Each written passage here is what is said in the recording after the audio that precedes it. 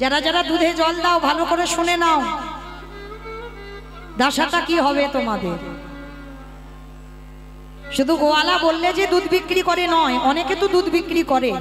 বাড়িতে গোমাতা আছে, গরুর দুধ লোকের বাড়িতে বাড়িতে বিক্রি হয়। যারা দুধে জল দেবে সাবধান হয়ে যাও। কি গো এত হাসছো, তার মানে তোমরা কি দুধে জল টল দাও নাকি?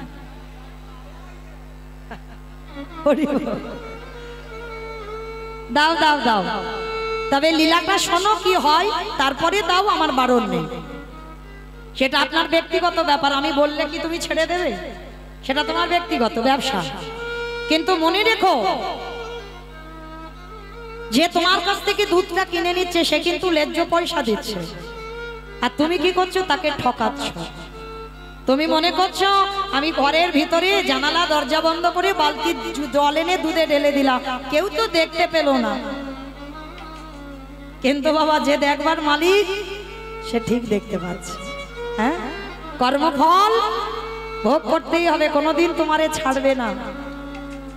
তো আজকে লক্ষ্য করে দেখেন বাবা, ভলির এক বালতি করে দুধ আর তার সঙ্গে আরো এক বালতি জল পাইল করে 2 বালতি দুধ বিক্রি করত।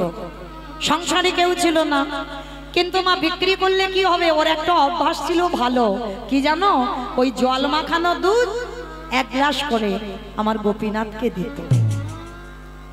আর যতক্ষণ না গোপীনাথের ভোগ লাগে ততক্ষণ আজকের ভোলি কিছু গ্রহণই করত না।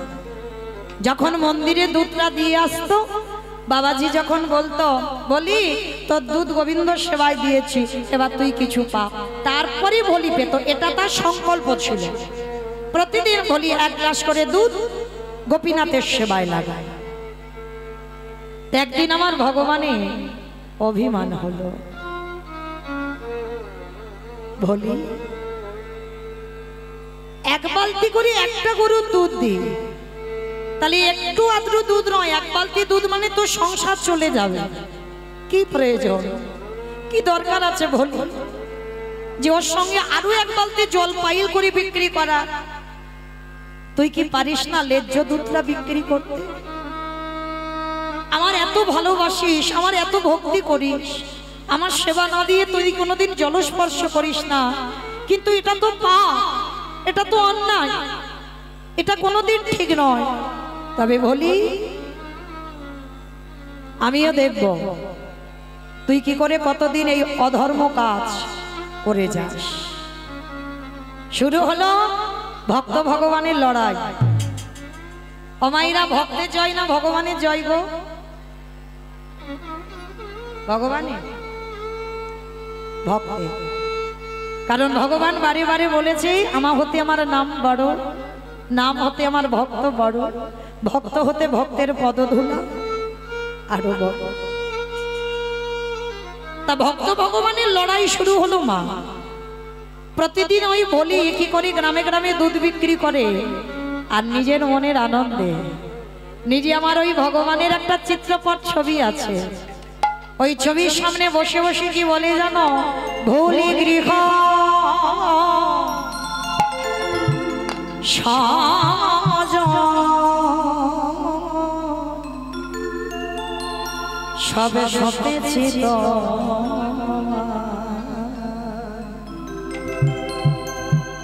রাখো রাখো রাঙা পা ওহে কৃপা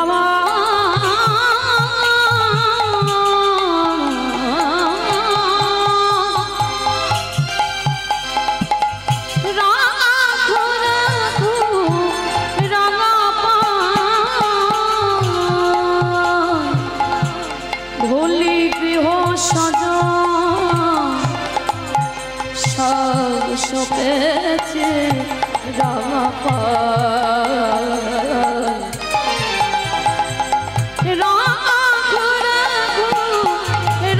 পায় ওহে দয়ামা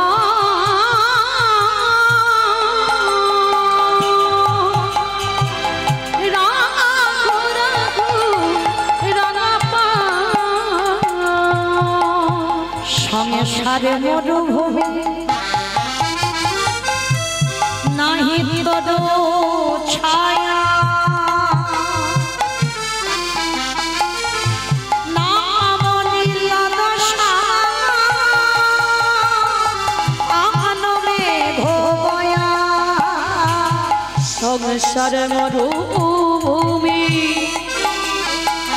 নাহি তরু ছায়া না পুনে দোষে নাহি ভোবয়া আনন্দ নিপবনে নন্দ দুলালে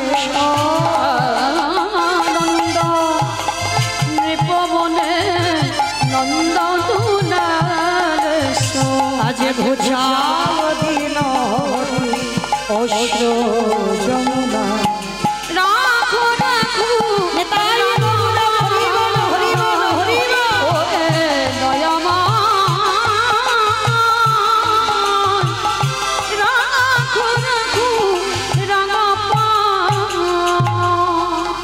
ভোলি মা কি করেছে এক গ্লাস দুধ নিয়ে গোপীনাথের মন্দিরে গিয়ে ডাকছে বাবাজি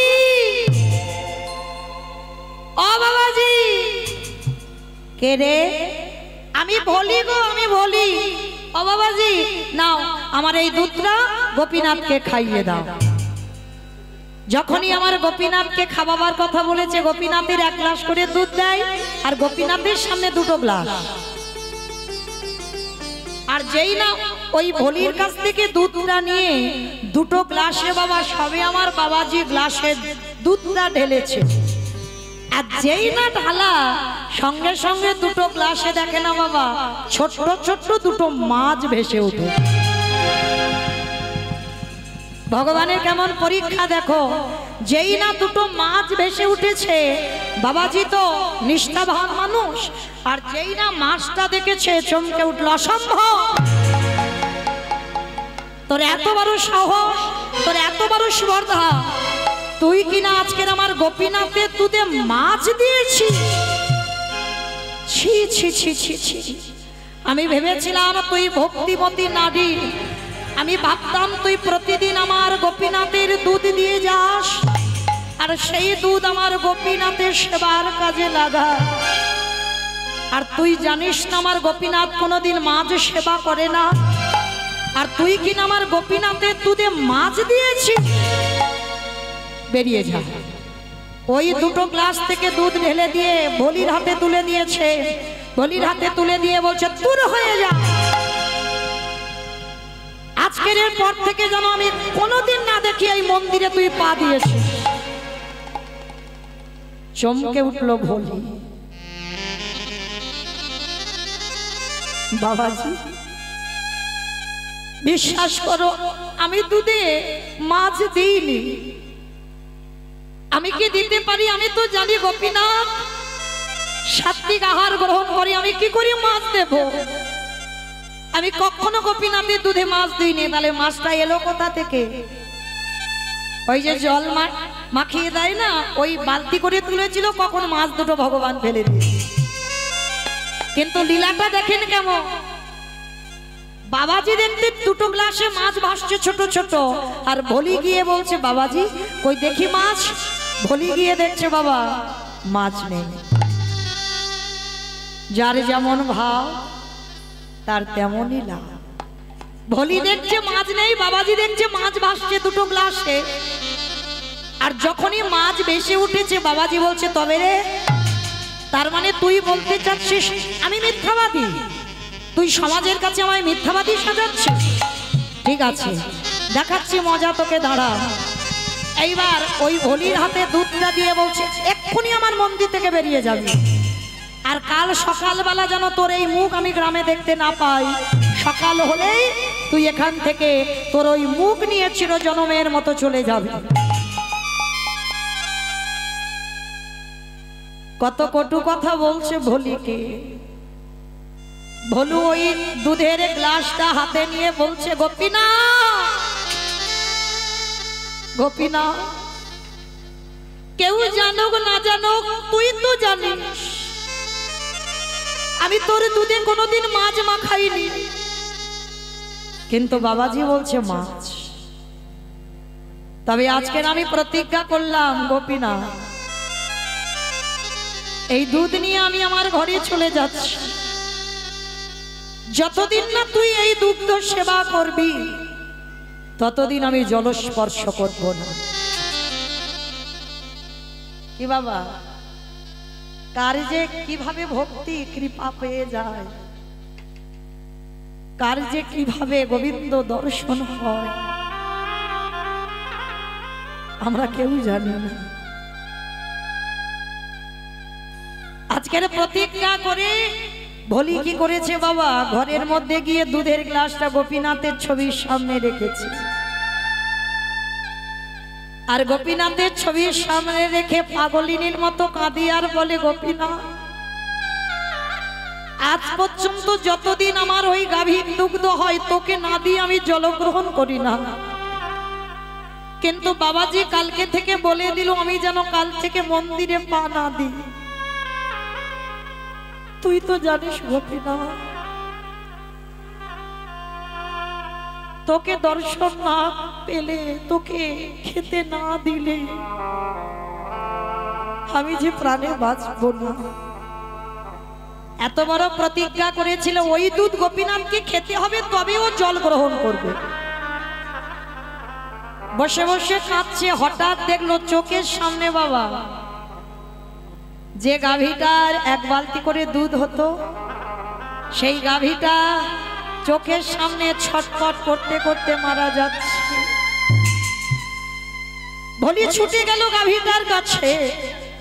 গাভীটার কাছে গিয়ে কত আদর কত যত্ন করলো, ডাক্তার বৈদ্য ডেকে আনলো, কিন্তু কোনো মতে এই গাভীটাকে বাঁচাতে পারলো না। চোখের সামনে বাবা ছটফট করতে করতে গাভীটা মারা গেল। ভোলি কাঁদে আর বলে, গোপীনাথ মায়েরা একটা কথা মনে রেখো, যারা লক্ষ্মী কালী দুর্গা সরস্বতী মনসা শীতলা ভক্ত তাদের ঠিক আছে, ভালো আছে, অসুবিধা নাই। কিন্তু যারা কৃষ্ণ ভক্ত হয়েছে, যে করে আমার আশ তারে করি সর্বনাশ নয় সর্বনাশ।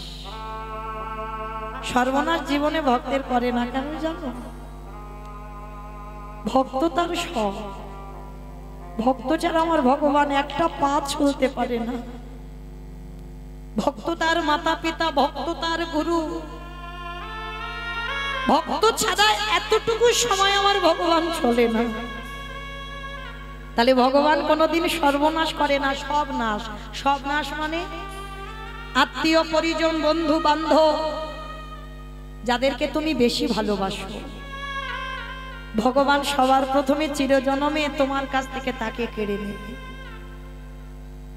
যাকে ছাড়া তুমি এতটুকু চলতে পারবে না, যে তোমার জীবনের জীবন হয়ে উঠবে, প্রথমেই ভগবান তোমাকে তার কাছ থেকে কেড়ে নেবে। আর তাকেই যখনই কেড়ে নেবে তারপরে যদি তুমি গোবিন্দ চরণ না ভুলে যাও, তারপরে ভগবান বললেন আমি হয়ে যাই সেই দাসের অনুদাস। আজকের ভোলির দশা দেখো, যে গরুটার এক বালতি দুধ হতো, গরুটা মরে গেল, মন্দিরে যাওয়া নিষেধ, এক ঘরে করে দিল গ্রামের লোকেরা। সবাই মিলে বললো ও এত বড় পাপ করেছে মন্দিরে, যার জন্য ওর গরুটা ছটফট করে মরে গেল। নালে ভালো গরু কিছু হলো না, হঠাৎ মরলো কেন? ও কত বড় পাপী। কিন্তু না, পাপী নয়, ওই দুধে জল দিত বলে শিক্ষাটা দিচ্ছে ভগবান, যেন কোনোদিন আর না করে। কারণ বাবা ভগবানকে ভালোবাসতে শিখতে হবে, ভগবানকে ভালোবাসতে জানতে হবে, যে কি করে ভালোবাসলে তবে যে ভগবানের কৃপা পাওয়া যাবে, এই শিক্ষাটা আমাদের সবার নেই। জানো মা, আমরা তো আমার ভগবানের সেবা করবার অধিকার পেয়েছি, আমরা সাক্ষাতে ভগবানের রূপ দেখতে পাই যে ভগবান এই রকম দেখতে, লক্ষ্মী কালী দুর্গা সরস্বতী আমার ভগবান যুগল কেমন দেখতে আমরা দেখতে পাই। কিন্তু যারা বিধর্মী মুসলমান ওদের কিন্তু কোনো দেবতার কোনো আকার নেই, নিরাকারে সেবা করে। কিন্তু শুধু আমরা যে হিন্দু জাতি হই আমাদের ভগবানকে ভালোবাসি তা নয় বাবা, বিধর্মী মুসলমান তারাও ভালোবেসেছিল।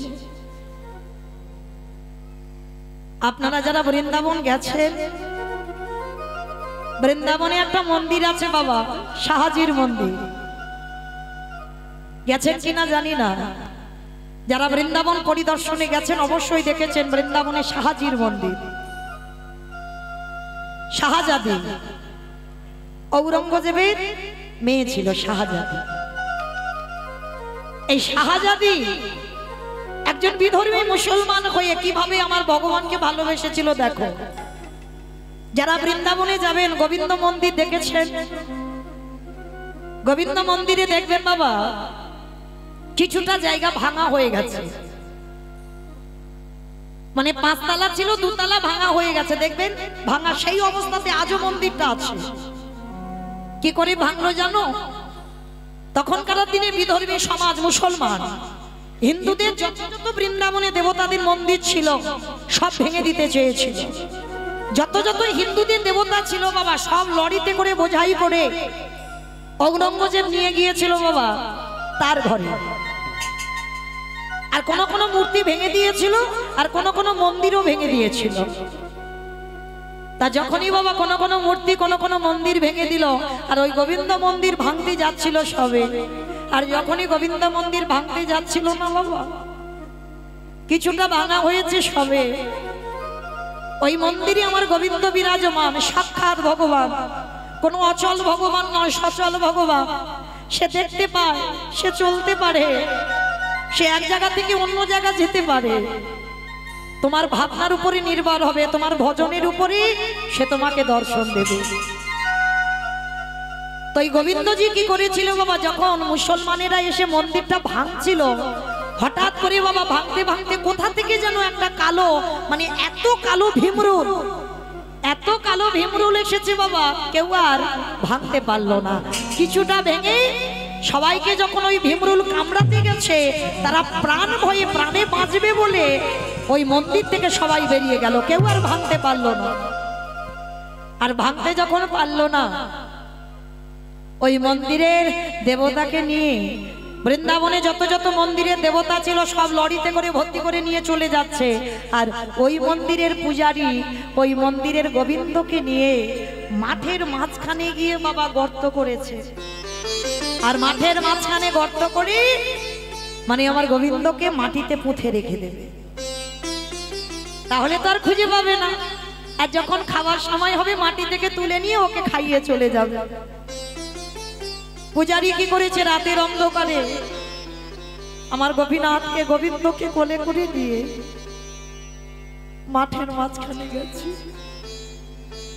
মাঠের মাঝখানে গিয়ে বাবা গোল করে গর্ত করেছে, এক মানুষ গর্ত, মানে মূর্তিটা যত বড় ছিল অত বড় গর্ত করে ওর ভিতরে পুঁতে রেখে দেবে। পূজারী গিয়ে কি করেছে, যেই না গর্ত খুলে আমার ওই বিগ্রহকে মাটিতে রাখছে সে যত গর্ত করে বাবা এক হাত করে মূর্তিটা বড় হয়ে যাচ্ছে। আবার একটু গর্ত করে নিশ্চয়ই এবার তো হবে, আবার গর্ত করে আবার মূর্তিটা একটু করে বড় হয়ে যায়। কিছুতে মাটির নিচে আর প্রবেশ করাতে পারছে না, মাটি চাপা দিতে পারছে না, বারবার মাটি ফুঁড়ে বেরিয়ে যাচ্ছে। পূজারী সারা রাত ধরে বাবা মাটির তলায় গোপীনাথকে পুঁতে দিতে পারলো না। শেষে পূজারী বিরক্ত হয়ে রেগে গিয়ে বলছে, থাক তুই এখানে, তোর যখন এতই ইচ্ছা মুসলমানদের হাতে তুই সেবা পাবি, তুই যখন মুসলমানদের হাতে ধরা পড়বি থাক। আমি ভেবেছিলাম তোকে আমি মাটিতে এখানে রেখে চলে যাব, কারণ ওরা মুসলমান এত ক্ষিপ্ত, ওরা আমার বাড়িতে নিয়ে গেলে আমার বাড়ি থেকে নিয়ে আসবে। তুই যখন মাটির তলায় যাবি না, থাক এখানে পড়ে। সকাল হয়ে গেছে আর পূজারীকে দেখতে পেলে ওকেও তো খুন করে দেবে। পূজারী মাঠের মাঝখানে গোপীনাথকে রেখে চলে গেল। আর যখনই চলে গেল, সকালবেলা মুসলমানের দল এসে খুঁজছে, গোপীনাথকে পাচ্ছে না। ওই মন্দিরের বিগ্রহকে, গোবিন্দ মূর্তিকে পাচ্ছে না। সবাই চারিদিকে খোঁজাখুঁজি বাঁধিয়ে দিয়েছে। আর খুঁজতে খুঁজতে বাবা দেখে না, মাঠের মাঝখানে কালো রঙে একটা ছোট্ট ছেলে দাঁড়িয়ে আছে। ওই মুসলমানেরা কি করেছে, হাত ধরে লরিতে করে তুলেছে। ঔরঙ্গজেব একটা বড় ঘর করেছে বাবা, হল ঘর করেছে, তাতে হিন্দুদের দেবতাদের সব এক জায়গায় রেখে দিচ্ছে। তা লরি করে যখনই নিয়ে গেছে না, শাহজাদি লক্ষ্য পড়েছিল আমার গোবিন্দর দিকে।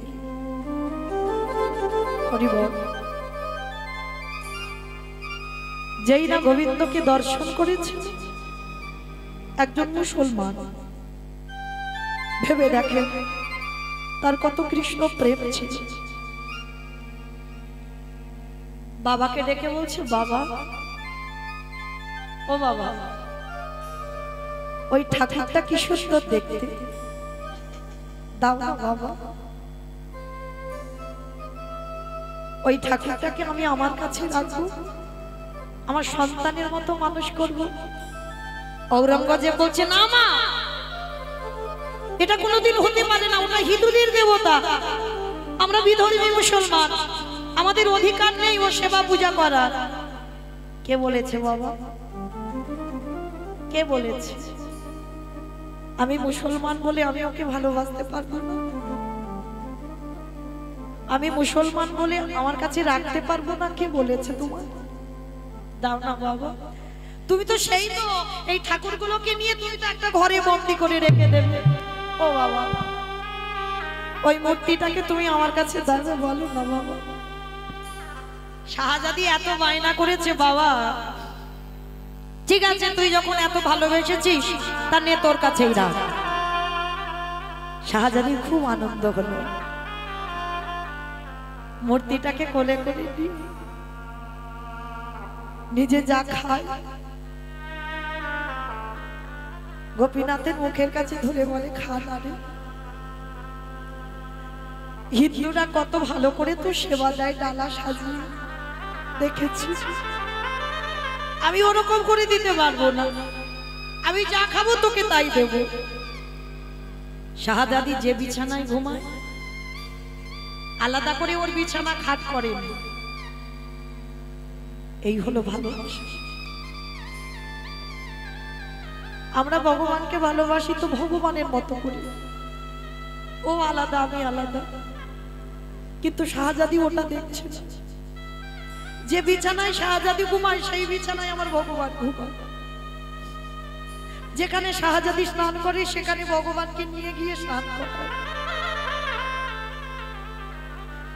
এমনই প্রেম, এমনই ভালোবাসা, কিন্তু সবটাই ভালো। কিন্তু শাহজাদি যা খায় সেটা যখন ভগবানকে দেয়, ভগবানের একটু কষ্ট হয়, কারণ ওই আহার তো ভগবান সেবা পায় না। ভক্তি ভরে দিচ্ছে বলে পাচ্ছে, কিন্তু কষ্ট হচ্ছে। কিন্তু শাহজাদির প্রেমে বন্দী হয়ে গেল আমার ভগবান।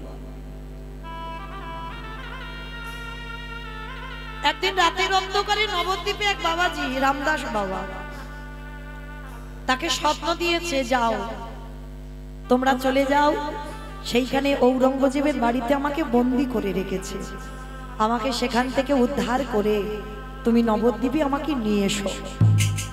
স্বপ্ন যখন দেখেছে, সমস্ত নবদ্বীপ থেকে লাঠিয়ালরা গিয়েছে ঔরঙ্গজেবের ঘরে। আর ঔরঙ্গজেবের তো ভক্তি ছিল গো, যদি না থাকতো না মন্দিরের ওই দেবতাদের এনে ঘরে রাখতো না, রাতারাতি তো ভেঙে গুড়িয়ে পুড়িয়ে দিত, সব রেখে দিয়েছে। নবদ্বীপ থেকে বাবাজিরা যখন এসেছে, ঔরঙ্গজেবকে সাক্ষাতে দেখে বলছে, শোনো, আমাদের বৃন্দাবন থেকে একটা মূর্তি এনেছো, আমাকে স্বপ্ন দিয়েছে, তাকে ফিরিয়ে নিয়ে যেতে এসেছি নবদ্বীপ, দাও মূর্তিটাকে আমার কাছে ফিরিয়ে দাও। তা ঔরঙ্গজেব বলছে, দেখেন আপনারা এসেছেন, একটু সেবা টেবা করেন। তারপরে এরা তো মুসলমান, সঙ্গে সঙ্গে বাবা সব নতুন বাসন এনে দিয়েছে। তারা নিজেরা রন্ধন করে আলাদা একটা ঘরে তারা রন্ধন করে প্রসাদ পেয়েছে, বিশ্রামও করেছে। এইবার বলছে ঔরঙ্গজেব বলছে, যাও তোমাদের সমস্ত দেবতা আমার একটা ঘরে আছে, তা কোনটার খুঁজে এসেছো আমি জানি না, তো তা যার খুঁজে এসেছো তাকে নিয়ে তোমরা যাও। তা যেই না বাবা গেছে,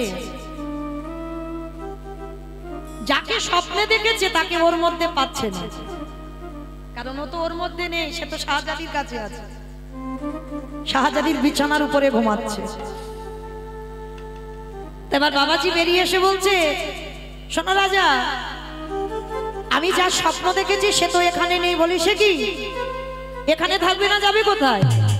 আমরা সমস্ত দেবতাদের এখানে রেখেছি, এখানের বাইরে তো কোথাও রাখিনি, তাহলে আমরা বলতে পারবো না, দেখো অন্য কোনো জায়গায় আছে কিনা। রামদাস বাবা মনে মনে ভাবলেন, আর একটা রাত আমাকে এখানে থাকতে হবে, এখানে থাকলে নিশ্চয়ই আমি যদি রাতের অন্ধকারে আমার ভগবানের কাছে জানতে চাই, সে নিশ্চয়ই আমাকে বলবে কোথায় আছে। তা ঔরঙ্গজেবকে বললেন, আর একটা রাত আমি এখানে থাকবো। বেশ, একটা রাত কেন, যতদিন ইচ্ছা আপনারা থাকেন। তা রামদাস বাবা রয়ে গেল।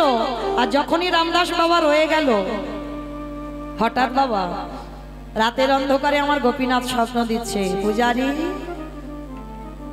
আমি তো ওই ঘরের মধ্যে নেই গো, আমি আছি শাহজাদির বিছানায়। ওই শাহজাদি আমায় বাদশাল প্রেমে বন্দী করেছে,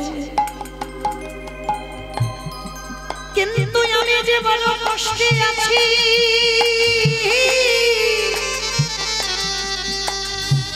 কৃপা করে আমাকে নবদ্বীপে নিয়ে চলো।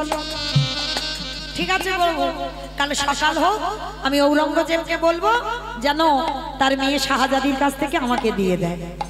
এইবার সকাল হয়েছে, ঔরঙ্গজেবের কাছে গিয়েছে, রাজা আমি যার জন্য এসেছি সে তো এই ঘরে নেই, আছে আপনার মেয়ে শাহজাদির বিছানায়।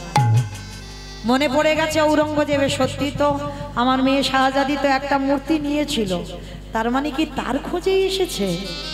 বেশ বাবাজি আপনারা দাঁড়ান, আমি আমার মেয়ের কাছ থেকে মূর্তিটা এনে দিচ্ছি।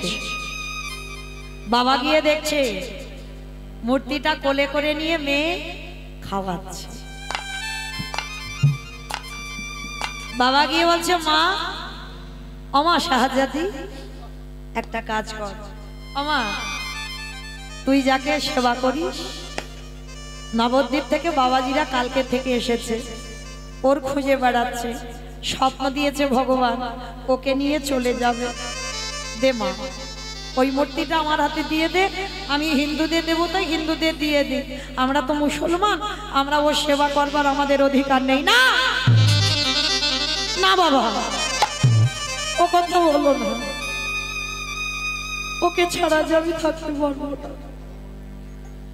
শাহজাদি তুই কেন বুঝতে চাইছিস না, ওটা হিন্দুদের দেবতা, আমরা বিধর্মী মুসলমান, আমাদের কোনো অধিকার নেই ওই মূর্তি সেবা করবার। কে বলেছে বাবা? তুমি বারবার একটা কথা বলে যাচ্ছ, ও যদি সেবা না পাবে তাহলে এতদিন আমার কাছে ছিল কি করে? আমি ওকে স্নান করিয়েছি, আমি ওকে খাইয়েছি, আমার বিছানায় ওকে ঘুম পাড়িয়েছি, আর ও যদি চলে যায় আমি যে বাঁচবো না বাবা। ঔরঙ্গজেব দিশেহারা হয়ে গেল, এটা কি হয়ে গেল আমার মেয়ে? মাথায় হাত বুলিয়ে বলছে, মা আমি তোর বাবা, আমার কথাটা শোন মা, এটা হিন্দুদের ঠাকুর, আমরা পূজা করতে পারি না। বেশ বাবা, তুমি যখন বলছো এটা হিন্দুদের ঠাকুর, আমার পূজা করার অধিকার নেই, আমি দিয়ে দেব, চলো ওই বাবাজির কাছে আমি যাব একবার। গোপীনাথকে কোলে করে নিয়েছি, গোপীনাথকে কোলে করে নিয়ে রামদাস বাবাজির সামনে শাহজাদি গোপীনাথকে বুকে করে জড়িয়ে ধরে আছে, ছাড়তে চাইছে না। বাবাজি বলে বলেন, দে মা ওই মূর্তিটা আমাদের দিয়ে দে। দাঁড়াও, মূর্তি দেব, তার আগে আমার একটা কথা আছে।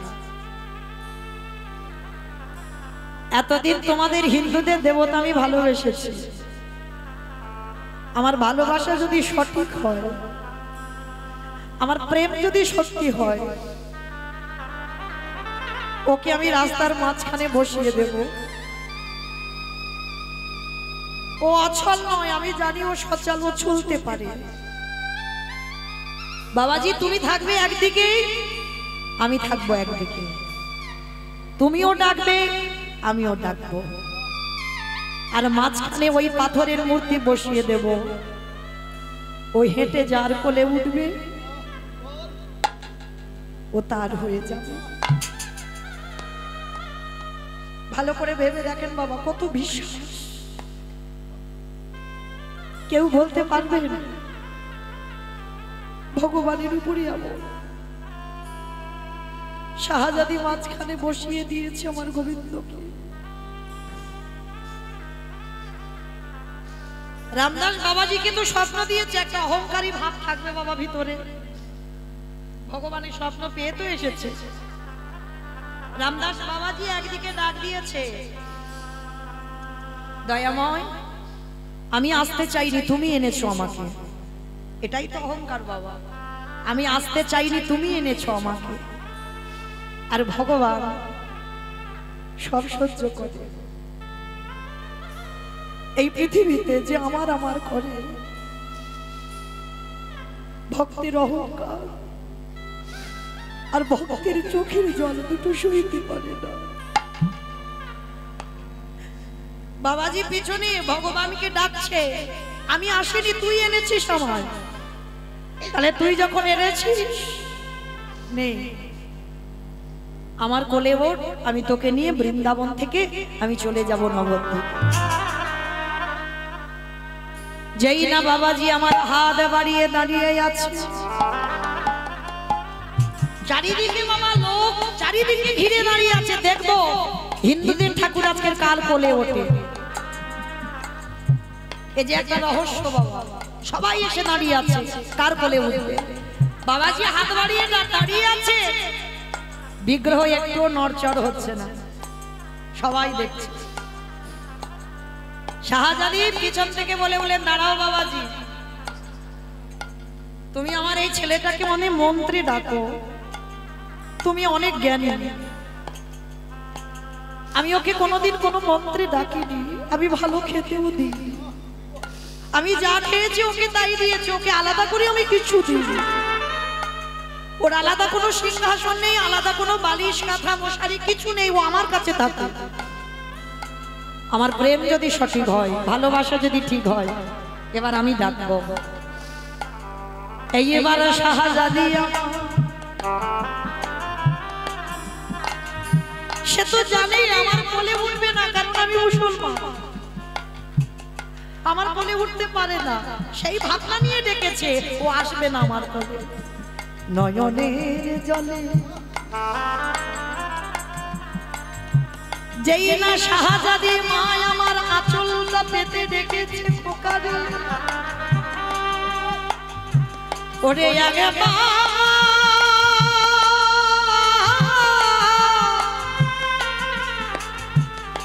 ওরে একেবারে কৃপা করে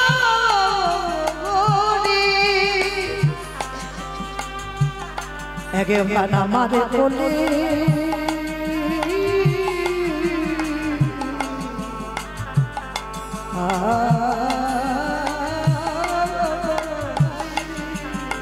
ওরে গোপীনা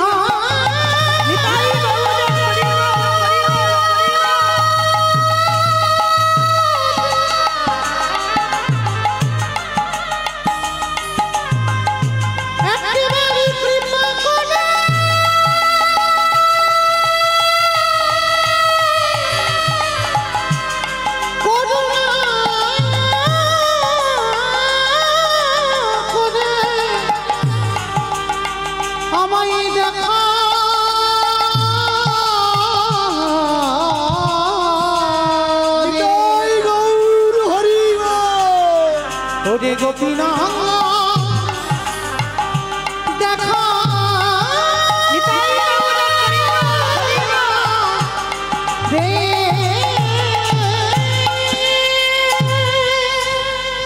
ভক্ত বড়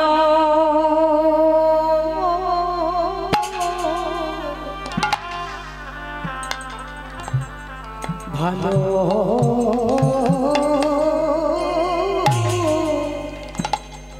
ভালোবাসি তাই তো যুগে যুগে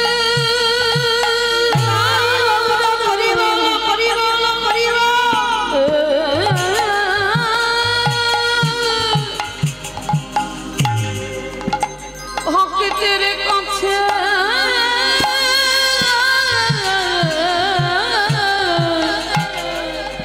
আসি।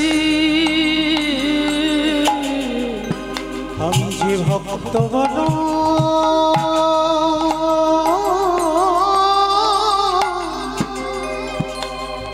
ভালো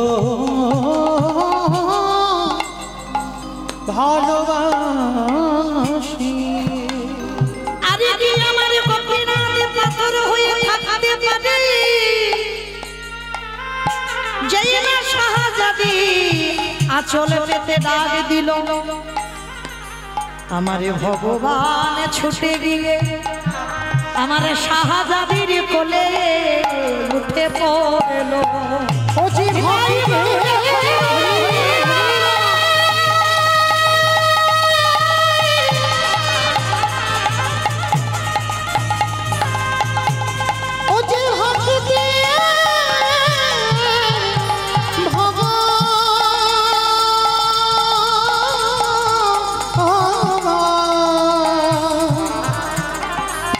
ও যে ভক্ত ছাড়া কিছু জানি না, তাই তো যুগে যুগে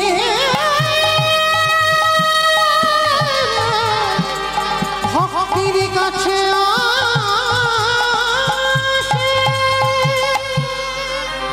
সবাই দেখলো ভগবান হিন্দুদের ঠাকুর শাহজাদির কোলের উপরে উঠে পড়েছে। সবাই মিলে দর্শন করে বাবাজি ক্রোধান্বিত হয়ে গেল। এত অপমান সবার সামনে, তুই আমাকে বললি আমাকে নিয়ে যা, আর সবার সামনে আমার অপমান। সারা রাত বাবাজি কাঁদছে, অপমান করলি কেন? অপমান করবি বলে আমাকে এনেছিস, তাহলে ডাকবার কি প্রয়োজন ছিল? আমি আসতাম না নবদ্বীপ থেকে? সঙ্গে সঙ্গে ভগবান দৈববাণী করছে, বাবাজি যেভাবে মুসলমান সমাজ চারিদিকে ঘিরে ছিল, আমি যদি তোমার কোলে উঠে চলে আসতাম, ওইখানে সবাই খেপে গিয়ে শাহজাদি তো মরে যেত। আমি যদি তোমার কোলে উঠতাম, শাহজাদি ওখানেই প্রাণ ত্যাগ করত। আর যদি শাহজাদি মরে যেত, সবাই খেপে গিয়ে তোমাদের ওখানেই মেরে দিত। যার জন্য আমি শাহজাদির কোলে উঠেছি। তা বাবাজি যখন সকালবেলা গিয়ে ঘটনাটা বলল, শাহজাদি বলল, বেশ, আমি একটা সিদ্ধান্ত দিই, 24টা ঘন্টার মধ্যে 12 ঘন্টা তুমি সেবা করবে, আর 12 ঘন্টা আমি সেবা করব। 12 ঘন্টা আমি তোমাকে দেব, আর 12 ঘন্টা ও ছেলে আমার কাছে থাকবে। ঔরঙ্গজেব মন্দির করে দিল, সেটা এখন বৃন্দাবনে শাহাজির মন্দির। সেইখানে ওই রামদাস বাবা 12 ঘন্টা সেবা করত, আর 12 ঘন্টা আমার শাহজাদি সেবা করত। কিন্তু ওই 12 ঘন্টা যে বিরহ, 12 ঘন্টা যে ছেড়ে থাকবে, সেইটা শাহজাদি সহ্য করতে পারত না। 12 ঘন্টাই কাঁদত। কখন রামদাসের 12 ঘন্টা হবে, তারপরে আমার ভগবানের কাছে যেতে পারব। একদিন আমার ভগবানের কাছে গিয়ে মূর্তিটা বুকে জড়িয়ে ধরে কাঁদছি, আমি পারি না তোকে 12 ঘন্টা ছেড়ে থাকতে।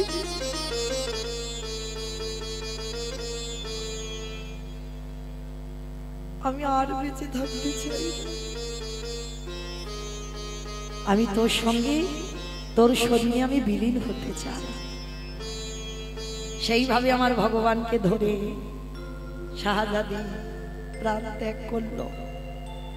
ঔরঙ্গজেব ছুটে এলো, এসে দেখছে ভগবানের সেই মূর্তিটা মুখে ধরে। এই দেহ থেকে প্রাণ পাখিটা চলে গেল। তাহলে বাবা আপনারা বলে একজন বিধর্মী মুসলমান কতটা ভগবানকে ভক্তি করেছিল, তারপরে আমার ভগবান সাক্ষাতে তার সঙ্গে বিলীন করে নিল। এরকম ভুরি ভুরি প্রমাণ আছে। যারা বিধর্মী তারাও আমার ভগবানকে ভালোবেসেছে, কিন্তু আমাদের ভগবানকে আমরা চিনতে পারি না। দেখবেন যারা ইস্কন যাবেন নবদ্বীপ, বিদেশি মানুষরা যারা হরে কৃষ্ণ বলতে পারে না, যারা হরে কৃষ্ণ বলে তারাই চিনে নিয়ে যাচ্ছে, আর আমরা কি করছি? আমরা গৌর নিতাইয়ের মূর্তি বিক্রি করে খাচ্ছি, হ্যাঁ তাই না? তাহলে আজকে লক্ষ্য করে দেখেন, তাহলে মায়েরা লীলাতে কোথায় ছিলাম বলো তো? বেশ, বলির গরুটা মারা গেল, বেশ। তাহলে মায়েরা, তাহলে গোমাতাটা যেই না মরে গেল আর মৃত্যুর পর বলি একা হয়ে গেল, কিন্তু প্রতিজ্ঞা আমার এই দুধ যতদিন না তুই খাবি আমি জলস্পর্শ করব না। ধীরে ধীরে এক সপ্তাহ হয়ে গেল, আমার ভোলি মায়া মা নয়নের জলে কাঁদে আর বলে, ওরে গোপীনা একবার কৃপা করে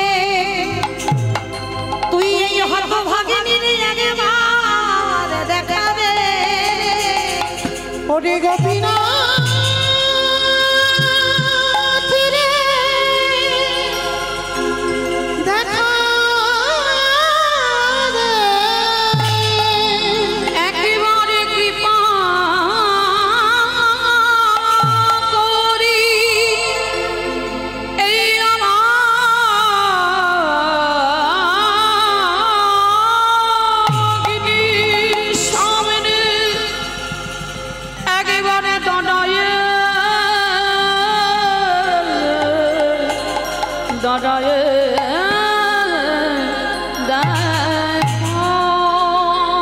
আরে কি ভগবান থাকতে পারে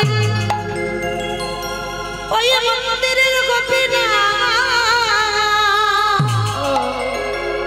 ওই পাথর রূপে ত্যাগ করে ভক্তকে পরীক্ষা করিবার জন্য আগে প্রশ্ন ওই একাদশী তিথি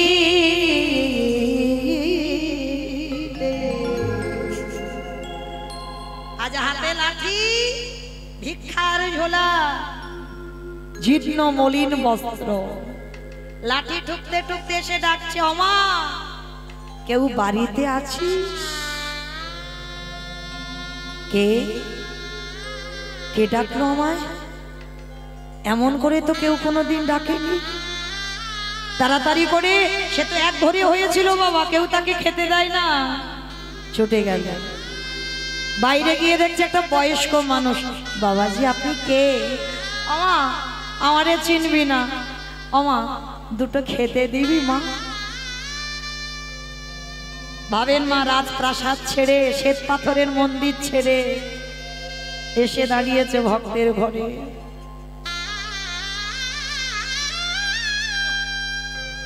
খেতে দিবি মা? বাবাজি আমার ঘরে তো কিচ্ছু নেই, আমি তো নিজেই 3 দিন কিছু খেতে পাইনি, আমি আপনাকে কি খেতে দেব? ও মামা দেখ না কিচ্ছু কি নেই। ভগবান এসেছে তো সেই এক সপ্তাহ আগে কারা দুধটা রাখা আছে ওইটা খাবে বলে। মামা যারা দুধ ছানা বাড়িতে রেখে দেবে কাঁচা, জাল দিয়ে রাখনি, রেখে দিলে কি গতি হয়? ভালো থাকবে? ওপরে ছাদনা ফুটে যাবে না? এক সপ্তাহ হয়ে গেছে, ওই দুধ খাবে বলে ভগবান এসেছে। কারণ বাবাজি দেখেছিল মাছ, কিন্তু ভোলি তো মাছ দেখেনি, ভাবনার উপরে নির্ভর। এইবার যেই না এসে বলছে আমার দেখ না কিছু আছে, বলি তো জানি কিচ্ছু নেই, কি দেবো বাবাজিকে, আমি নিজে কিছু খাইনি। বাবাজি বিশ্বাস করো আমার ঘরে কিছু নেই। আর ভগবান বারবার মনে করাচ্ছে দেখ না মা তোর ঘরে কি কিচ্ছু নেই। আর বলতে বলতে মনে পড়ে গেছে সেই 1 গ্লাস দুধের কথা।